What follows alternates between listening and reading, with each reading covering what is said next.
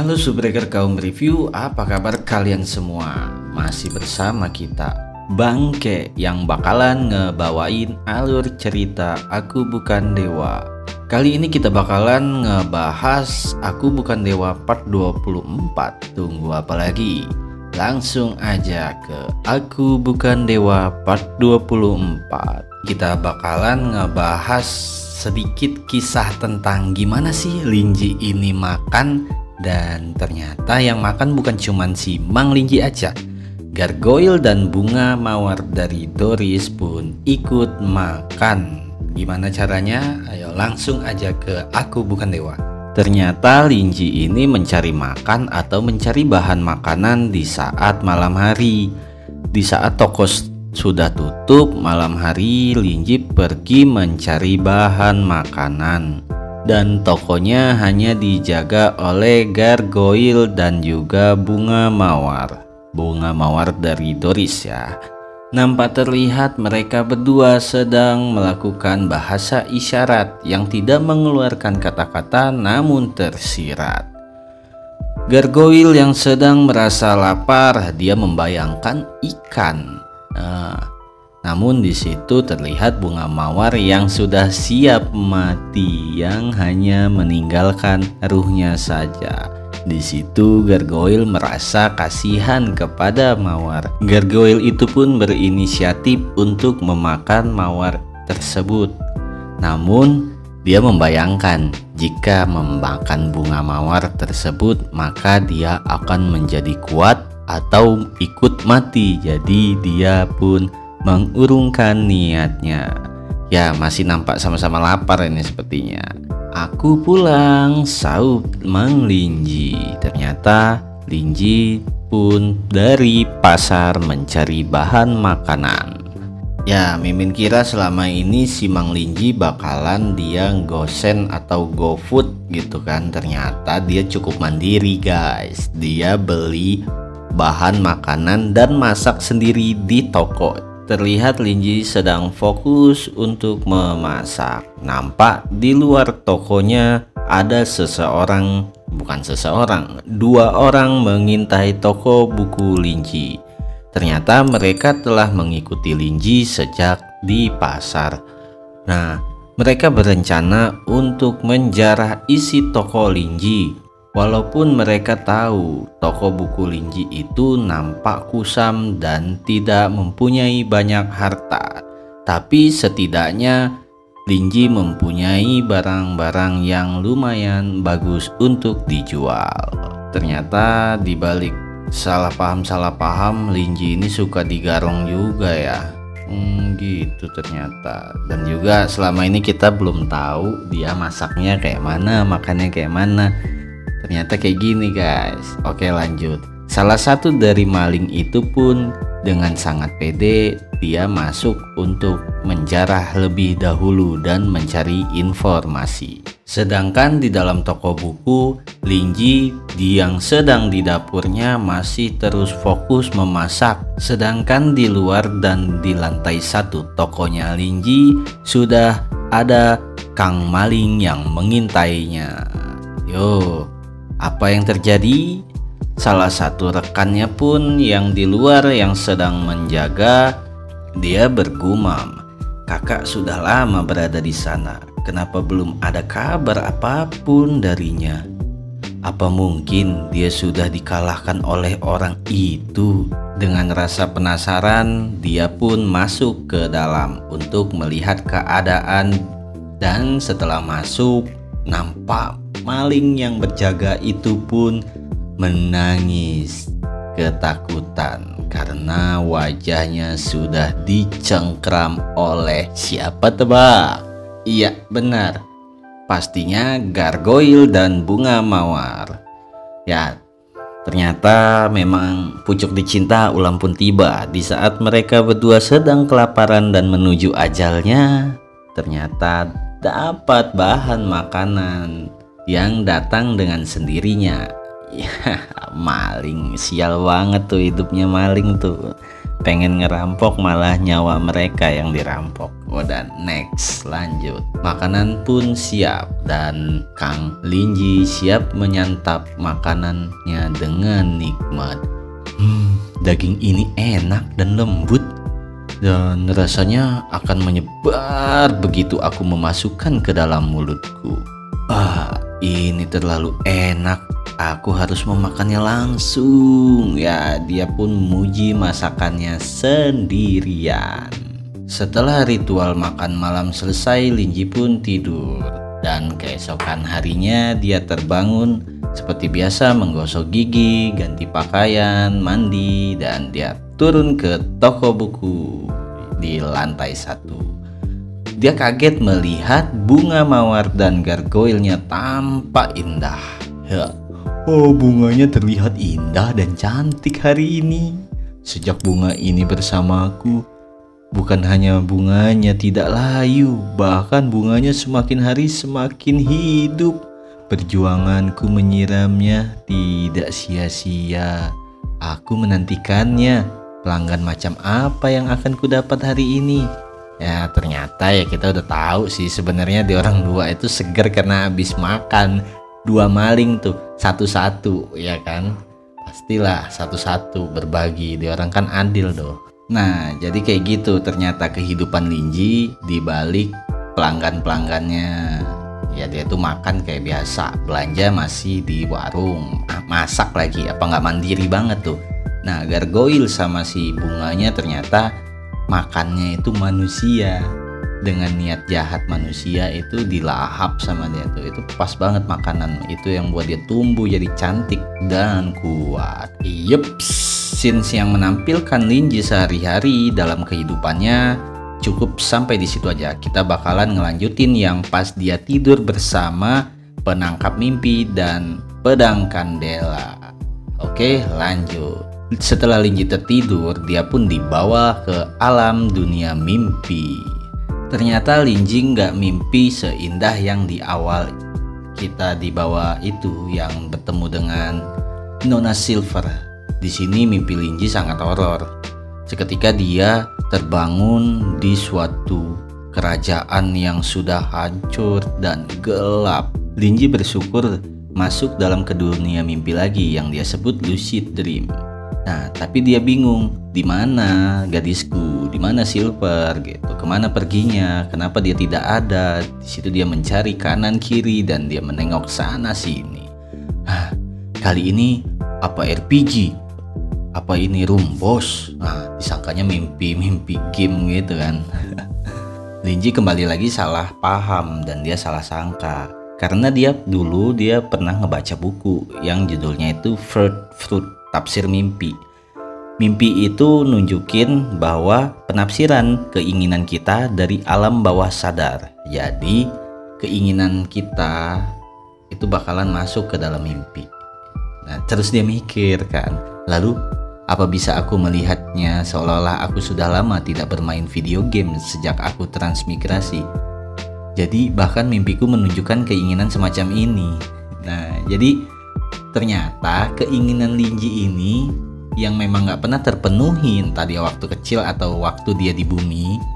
Nah, terwujudlah di mimpi. Itu maksudnya. Dia berpikirnya kayak gitu. Goblok. Sambil berjalan mengelilingi tempat itu, Linji melihat ada bongkahan yang menurutnya tidak asing. Dia berpikir pernah melihatnya. Saat Linji memikirkannya dengan serius, dia teringat ternyata bongkahan itu mirip dengan ukiran pedang kandela yang diberikan oleh Joseph. Ia pun memuji dirinya sendiri karena hanya seorang seniman profesional saja yang bisa mengidentifikasikan dari konstruksi. Haha, bacot, udah sok tahu, sok pede pula. Untung aja dekengannya para GGWP semua. Ia berniat melihat sekeliling ornamen-ornamen yang nampak bekas kerajaan kuno. Di saat Linji menyandarkan tangannya di pilar, seketika pilar itu pun hancur.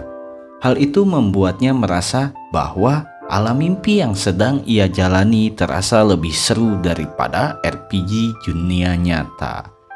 Sehingga ia tidak mau menyia-nyiakan RPG di dunia mimpi itu. Dan saat ia maju selangkah ke depan, ia melihat banyak mayat NPC yang masih dalam keadaan utuh. Linji pun mengamati mayat-mayat yang ada di dekatnya dan mencoba melihat telinga yang menurutnya sangat familiar. Ia pun teringat oleh Nona Doris yang menggunakan cosplay elf. Ia pun rindu dengan Nona Doris. Aduh. Ingat ya teman-teman, Linji ini berani dan dia nggak takut karena dia ngerasa lagi masuk dalam lucid dream, masuk ke dalam mimpi game RPG. Lanjut, merasa mendapatkan pengalaman baru, Linji tidak mau menyia-nyiakan kesempatan untuk menulis di buku. Ia bertujuan untuk dapat membacanya ketika bangun dan menjadikan referensi dari sejarah-sejarah kuno. Saat Linji mulai berjalan lagi, dia melihat aula seperti oktagon dan terdapat cahaya yang terfokus ke satu titik. Linji terkejut melihat sesuatu yang tidak ia kenal. Linji pun penasaran. Ia langsung mendekati cahaya itu. Gila ini Linji nih, perkara tidur sama pedang kandela yang ia kombinasiin sama penangkap mimpi malah buat dia jadi ketemu si Raja Kandela yang melegenda. Yap, setelah berhadapan secara langsung sama si Raja Kandela, tanpa basa-basi Raja Kandela berucap, "Oh penyelamatku, jiwa yang tersesat ini sudah lama menunggu selama ribuan tahun." Tapi bener-bener respon dari si Linji ini bangsat banget, sumpah buat kesel. Gimana nggak kesel? Coba dia masih sempet-sempetnya ngira si Raja Kandela ini NPC yang kayak biasanya kalau di game RPG pada umumnya ngasih misi. Jadi Linji dikiranya dikasih misi sama NPC biar bisa lanjut ke level selanjutnya gitu. Itulah maksudnya. Nggak maksud. Terus si Linji udah nyimpulin kalau game yang terjadi itu kisahnya karena elf yang di depannya ini, si raja ini, dan raja ini gagal nyelamatin para warga dan NPC lainnya. Terus dia nyesel. Karena merasa gagal, dia pun nyegel dirinya sendiri dengan pedang. Sampai ada seseorang yang nyelamatinnya gitu. Terus Linji ini ngeliat pedang yang nyegel si NPC itu sama kayak pedang yang dikasih Joseph. Itu malah buat dia nambah yakin kalau dia sedang mimpi.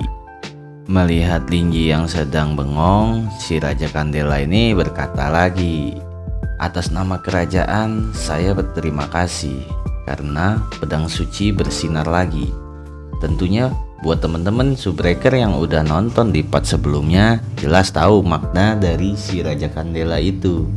Ya, ngedengar pernyataan dari NPC, Linji cuman jawab, hal itu wajar dan memang semestinya. Cuman ada nih yang buat Mimin nambah kesel sama si Linji. Padahal kan dia taunya kalau sedang di dunia mimpi dan melakoni peran game RPG. Ya, saksinya kalian loh para Subbreaker kalau Mang Linji ini lagi merani gamenya di dunia mimpi. Jadi semua yang ada di sana dianggapnya NPC semua ya kan. Dan juga si Linji ini masih sempet-sempetnya berpikir mau ngasih pencerahan sama si NPC itu. Ya kalau normalnya orang pasti kalau lagi main game tentunya kita ngikutin misi yang udah dibuat dong. Ampun banget sumpah. Terus dia duduk di kursi tahta dan dia nanyain ke Raja Kandela apa dosa-dosa yang ia buat. Si Mang Linji ini mau denger ceritanya.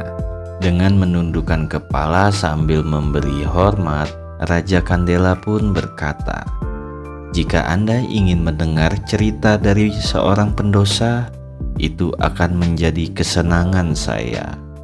Nah, Linji pun bergumam di dalam hatinya. Sudah kuduga, orang ini sebenarnya ingin berbicara tentang rasa sakitnya dengan putus asa. Ini juga alasan kenapa penjahat suka berbicara secara garis besar. Mereka selalu ingin berbicara di depan orang-orang saat rencana mereka hampir berhasil. Setelah berpikir dan menyimpulkan arti dari ucapan Raja Kandela, Linji pun akhirnya bertanya, "Lalu, apa dosa yang selalu kau bicarakan itu?" ucap Linji yang serius. Kandela menjelaskan dosa-dosa yang telah ia perbuat, seperti keinginannya membunuh dewa yang membuatnya sampai gila. Setelah itu, dosa lainnya ketika ia gila, Kandela membunuh semua anggota dan rakyatnya sendiri. Jadi karena Kandela ini ngerasa banyak dosa, selagi dia masih ada akal, dia ngehunuskan pedang sucinya itu. Pedang sebelumnya kan pedang suci namanya tuh. Pedang sucinya itu dihunuskanlah ke dadanya, jadi jiwanya itu udah tersegel gitu ke pedang, jadilah namanya pedang Kandela.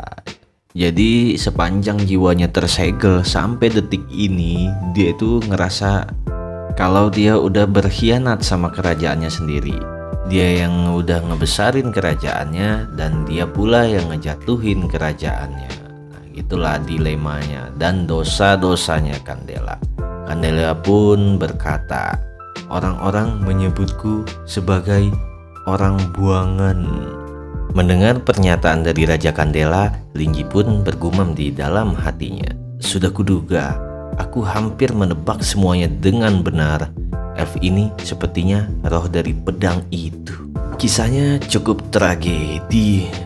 Nah teman-teman, di sini nih belum dijelasin. Linji ini menduganya itu menduga kenyataan kisah pedang Kandela itu atau cuman imajinasi dia. Jadi kita nikmatin aja dulu, oke? Nah, Linji pun bertanya, "Kau memanggilku penyelamat, tapi aku tidak menyelamatkanmu. Dan kerajaanmu memang sudah hancur. Lihatlah semua yang sudah kau lakukan. Apa ada sesuatu yang masih ingin kau lakukan?" ucap Linji yang tegas menanyakan ke Raja Kandela. Mendengar Linji yang berkata dengan nada tinggi, Raja Kandela pun melihat sekitar dan memang benar kerajaannya sudah hancur. Kandela merasa malu dengan apa yang telah ia perbuat selama berabad-abad lamanya, dan itu membuat Kandela tidak lagi ingin melakukan apapun untuk kerajaannya. Tidak peduli bagaimana, dosa-dosaku tidak bisa kutebus, ucap Kandela yang sangat putus asa. Linji heran melihat Kandela merasa putus asa dan sangat menyesali perbuatannya. Ia pun iba, lalu berniat memberi pencerahan. Kenapa dia seperti seorang anak yang dimarahi orang tuanya karena terlalu banyak bertanya? Orang ini bisa saja mengutuk dirinya sendiri setelah disegel selama bertahun-tahun. Terlihat tenang di luar, tapi langsung roboh saat seseorang memberinya pertanyaan acak. "Aku harus memberi dia pencerahan," ucap Linji yang bergumam dalam hati. Lalu Linji pun berkata, "Itu sudah cukup. Kau hanya menyerah pada dirimu sendiri. Sejak kau bilang kau penuh dosa, tapi sekarang kau tidak ingin menebus dosa-dosamu. Bagaimana? Itu artinya kau lari dari tanggung jawabmu. Pada akhirnya tindakanmu tidak berarti, semuanya hanyalah kepengecutanmu saja. Apa kau pernah memperhatikan apa yang terjadi pada kerajaanmu setelah itu? Apa yang terjadi pada orang-orangmu? Apa mereka berkeliaran di seluruh dunia?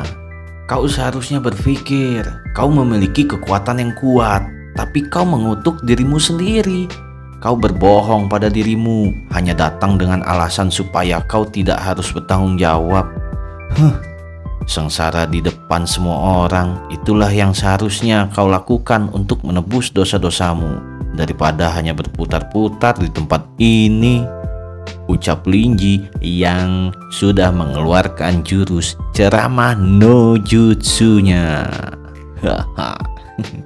Jadi Linji ini udah kayak bapak ngemarahin anaknya lah gitu, atau guru ngemarahin muridnya. Banyak bener ucapan-ucapan yang gak jelas yang dilontarin sama Linji. Nah, yang gobloknya lagi, setelah dari situ Raja Kandela itu cuman bengong aja, kayak terpukau gitu diceramain sama si Linji ini, si psikolog Mang Linji. Kandela pun tersadar dan dia mengakui bahwa kesalahannya itu harus dipertanggungjawabkan. Sambil menangis, Raja Kandela pun berkata, "Anda benar, tapi ketidaktahuanku terlalu dalam. Kalau ini bukan karena bimbingan Anda, aku tidak tahu aku harus berbuat apa. Aku benar-benar takut kalau aku akan membuat kesalahan yang sama lagi." Kandela pun bersujud dengan Linji dan dia berkata, "Tolong maafkan saya karena lancang lagi, tapi aku ingin menjadi pedangmu." Ya kayak biasanya ya guys ya. Jadi ngedengar jawaban yang memang buat Linji bingung itu lucu sih pasti. Linji bergumam dalam hatinya, "Menjadi pedangku? Apa maksudnya itu? Ini terlalu teka-teki untukku. Dilihat dari penampilannya, sepertinya dia rela mati kepadaku." Jadi gini Subreaker, udah kayak Bang Ji ya kan. Jadi gini Subreaker terus ya gitu. Jadi gini Subreaker, ulang lagi. Jadi gini Subreaker. Aduh kontol. Jadi kok jadi jadi gini Subreaker ya kan. Yang dimaksud Linji itu dia berpikirnya menjadi pedangku itu dalam game RPG yang Linji pahamin. Untuk player pemula pasti ada anggota untuk party time-nya. Linji nangkep kalau si Kandela bakal siap bantu Linji ngejalanin misi di game dunia mimpinya. Karena dia tidak tahu sampai kapan mimpinya itu akan bertahan, Linji pun berbicara kepada Kandela, "Apa kau sudah memikirkan ini? Sesuatu yang benar-benar kau inginkan tidak bisa dilakukan denganku hanya dengan mengatakan kata-kata acak.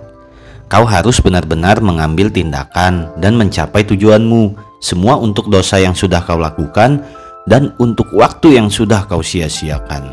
Untuk orang-orang yang sudah lama kau lupakan, tidak ada yang akan datang ke sini dan memaafkanmu." Jadi Linji ini kasar sebenarnya bukan benci, tapi dia bermaksud untuk mengasih kepercayaan dirinya lagi biar bangkit gitu. Sambil mencabut pedang dari dadanya, ya pedang Kandela itu ya yang menyegel jiwanya, Kandela pun berkata, "Sebagai hukuman, jiwaku sudah lama lelah dari waktu yang tidak ada habisnya. Kebencian yang dalam dan kejam menempel padaku seperti kutukan gila yang akhirnya menjadi bagian dari diriku. Kupikir hanya ada satu yang tersisa yang bisa kulakukan." Kandela pun berusaha untuk mencabut pedang dari dadanya yang tersegel. Jadi sambil dia nyabut itu, dia berkata, "Tolong ambil pedang ini sebagai senjata Anda dan bunuh dewa dari dunia mimpi itu." Nah, Linji ini nambah bingung, maksudnya apa bunuh dewa? Apa ini pemicu quest ini? Jadi malahan disangkain harus nyelesain misi gitu. Tapi dia bingung nih, apa ini mimpi nyata gitu? Apa dan dia kalau udah dapet pedang itu langsung naik level 99 gitu? Atau malah ini nih cuman tutorial? Jadi dia bingung. Ujungnya Kandela ngejelasin lagi kalau dia ini dulunya itu punya ambisi buat ngebunuh dewa. Nah, tapi belum sempat ngebunuh, ternyata pas dia ngenatap matanya dia itu menjadi gila gitu. Nah, dari situlah dia ngerusuh dengan kerajaannya sendiri, ngancurin kerajaannya sendiri. Nah, itu udah terjadi di ribuan tahun yang lalu. Ya di tempat itulah, di tempat mereka lagi ngobrol itu.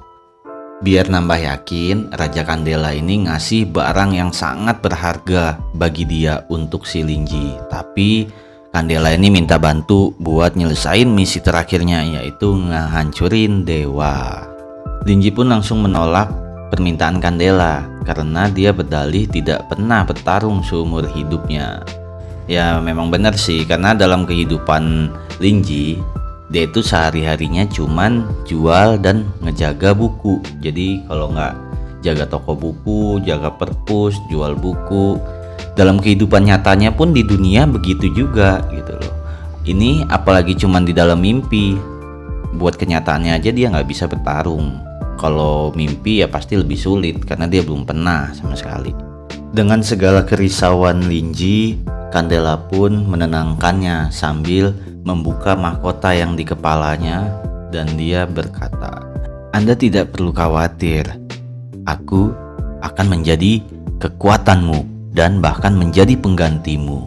Sudah kubilang kan, aku akan menjadi pedangmu. Walaupun aku tidak lagi seorang raja, aku masih memakai mahkota saat aku mati. Sekarang, setelah kerajaannya sudah lama menghilang, tidak ada siapapun lagi yang mengambil alih mahkota ini. Ini adalah hartaku yang paling berharga, tetapi mungkin tidak berharga lagi bagi orang lain. Sekarang aku akan memberikannya padamu untuk menunjukkan kalau aku rela melepaskan semua kejayaanku di masa lalu." Mahkota itu pun diberikan kepada Linji. Saat Linji menerima mahkota itu, ternyata mahkotanya berubah menjadi tato yang tersegel di tangan kirinya Linji. Ternyata itu bukan sembarang tanda aja. Segel mahkota yang di tangan Linji itu adalah segel identitas tentang Raja Elf. Jadi Linji ini udah megang sebagai Raja Elf. Apa nggak hebat tuh? Dikasih sama si Raja Kandela. Raja Kandela ini kan tadinya Raja Elf. Ternyata udah diberiin ke Linji. Apa nggak rezeki nomplok tuh, udah jadi Raja Elf tuh dia. Aduh, mang. Merasa sudah tidak ada lagi yang untuk dibicarakan, Raja Kandela pun mengeluarkan energinya dan kekuatannya untuk bangun. Dan dia meminta Mang Linji mencabut pedangnya agar ia tidak tersegel lagi dalam kutukan. Dan tentunya Kandela berjanji akan menjadi pedang Linji. Ya maksudnya itu prajurit tempur lah, bisa dibilang kayak gitu. Tanpa basa-basi, Linji pun mencoba untuk menarik pedang dari tubuh Kandela itu. Saat menarik pedang, Linji pun melihat masa lalu dari Raja Kandela. Dari Kandela sebelum menjadi raja dan menjadi raja, dipercayai oleh masyarakat, dan sampai dia menjadi gila dengan ambisinya. Semua masa lalu Kandela, Linji sudah melihatnya dengan jelas. Tentu itu membuat Linji bergumam dalam hatinya. Jadi inilah kehidupan Kandela. Walaupun ada beberapa adegan berbahaya di antaranya dan aku tidak tahu apa yang terjadi setelah menjadi gila, tapi di era tanpa cahaya dan api yang dia sebutkan itu, dia adalah satu-satunya yang meraih cahaya dan api. Tanpa ragu, hanya dia satu-satunya yang berani untuk melawan dewa. Tanpa disadari, ternyata Linji berubah wujud dan bersatu dengan Raja Kandela. Itu pun membuat Linji bingung mengapa wujudnya dan suaranya berubah menjadi si Raja Kandela. Gila ini. Tapi si Linji ini mikirnya apa coba? Dia mikirnya itu misi dari gamenya yang harus dia jalanin. Nah tugasnya yang dikasih sama NPC Raja Kandela itu buat melindungi bangsanya gitu. Jadi harus ikut ke medan perang. Terus dia ngeliat di atas ada percikan petir dan kilat gitu. Nah itu adalah ruang dungeon. Jadi dia masuk ke sono bakalan nanti ada bos gitu loh, musuh monster yang harus dia lawan gitu, nggak tahu dari mana. Nah, jadi dia nambah semangat lah karena udah dapet ilmu kekuatan kayak gitu ya kan. Apa nggak goblok tuh. Ya kita sih sebenarnya ikut seneng ya kan, Linji udah bisa berubah, dapet roh gitu loh. Apa sih kalau bahasanya itu, kalau di orang itu kalau hunter itu dapat bis gitu dari dunia mimpi gitu. Kayak kemarin Mang Burton kan dapat golis. Nah, itu kan orang pada takut tuh karena kesadaran bakalan hilang kalau misalkan pakai mode sempurna. Nah, ini Linji ini bukan sempurna lagi, ya memang udah saling mengasihi. Jadi dia bisa nggunain kapan aja. Karena udah ada status gelang segel rajanya para elf.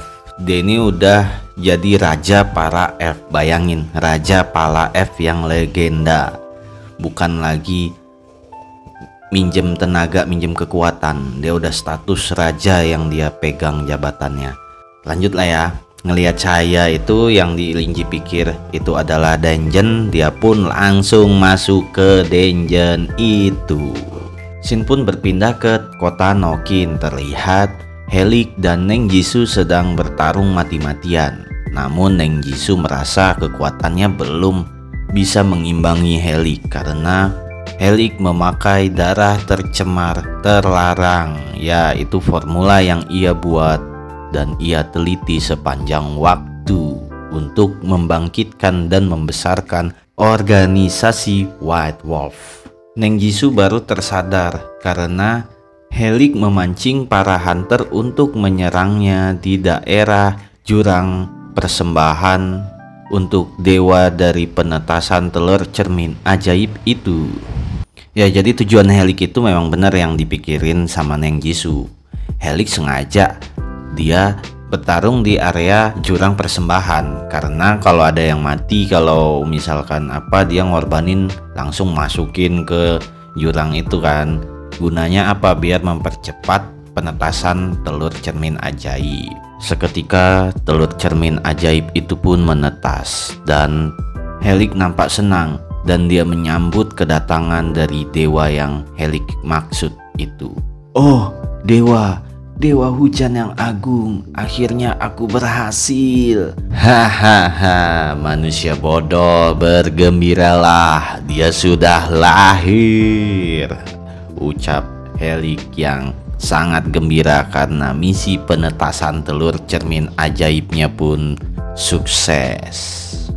Si Helik ini nyebutnya dewa hujan, tapi kita nggak tahu nih sebenarnya ini dewa hujan beneran atau apa entah, karena dia itu kayak si monster sih wujudnya. Cuman dia itu monsternya megang kapak, tapi kita nggak tahu kan monster beneran atau dewa beneran, kita masih belum tahu. Ya Helik mah apa aja ya dianggap dewa sama dia kan. Melihat itu Nona Jisoo langsung kaget. Dia pun merasa tekanan aura yang sangat kuat. Tidak bisa diragukan lagi, ini tingkat dewa, perbedaannya terlalu besar. Kalau bukan karena keinginan bajai yang mempertahankan kesadaranku, sekarang aku pasti sudah menjadi gila. Nah, kita kembali ke Helik. Nah, Helik ini saking senangnya nampak terlihat entah seperti bernyanyi atau merapalkan mantra. Namun dilihat dari tingkah lakunya itu, Helik mencerminkan ketidakwarasan sehingga ia binasa oleh monster ciptaannya sendiri. Neng Jisoo yang melihat tragedi tersebut langsung mengasihani Helik. Bagaimana tidak, semasa hidup ia disegani para hunter dan sekarang berakhir secara tragis. Neng Jisoo merasa tidak ada yang bisa ia lakukan untuk melawan monster dengan tingkatan dewa. Tentu ia pun harus lari. Menurut Neng Jisoo, yang bisa melakukannya dan menanganinya adalah menara instrumen rahasia dan jaringan masyarakat kebenaran. Dari jauh terlihat nampak Mang Burton sedang mengamati monster yang berasal dari telur cermin ajaib. Ia mengakui bahwa hal itu amatlah gila jika melawannya secara langsung. Di sini kita dijelasin sama Mang Burton sistem kerja dari telur cermin ajaib sampai terjadinya monster yang disebut dewa itu. Telur cermin ajaib adalah parasit jahat dalam arti tertentu. Itu memiliki kemampuan memikat hati manusia semasa muda. Membuat orang-orang yang disentuhnya menunjukkan keserakahan. Semakin lama kontak dengannya, semakin serius jadinya. Setelah menyerap banyak nutrisi, itu bisa menjadi telur dari makhluk dunia mimpi. Dalam keadaan yang tepat, makhluk dari dunia mimpi bisa menjadi nyata dengan cara itu. Nah, dengan kata lain, telur cermin ajaib sebenarnya adalah portal hidup satu kali. Nah, maksudnya itu portal hidup satu kali itu ya, itu tuh kayak perantara gitu lah.